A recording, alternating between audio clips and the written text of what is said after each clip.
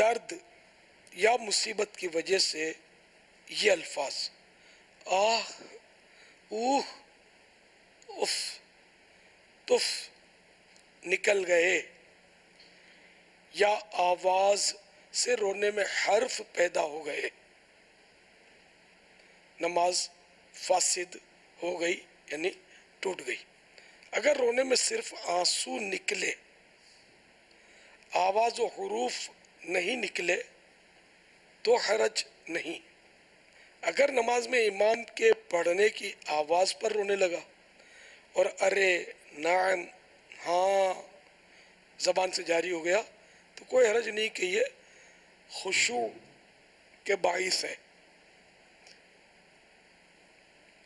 اور اگر امام کی خوش الحانی یعنی اچھی آواز کے سبب یہ الفاظ کہے تو نماز ٹوٹ گئی۔ مریض کی زبان سے بے اختیار آہ، اوہ نکلا، نماز نہ ٹوٹی۔ یوں ہی چھینک، جماہی یعنی اوباسی، کھانسی، ڈکار وغیرہ میں جتنے حروف مجبوراً نکلتے ہیں معاف ہیں۔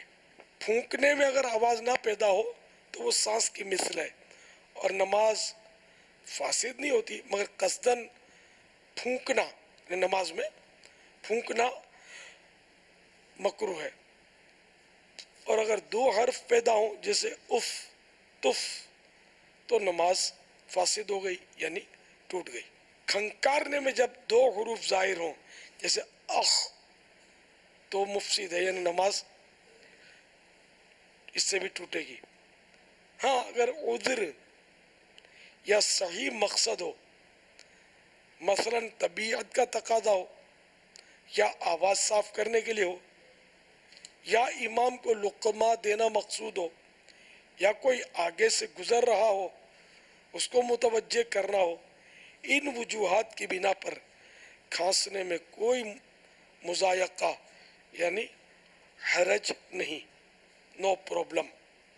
صلو علی الحبیب صلی اللہ تعالی علی محمد۔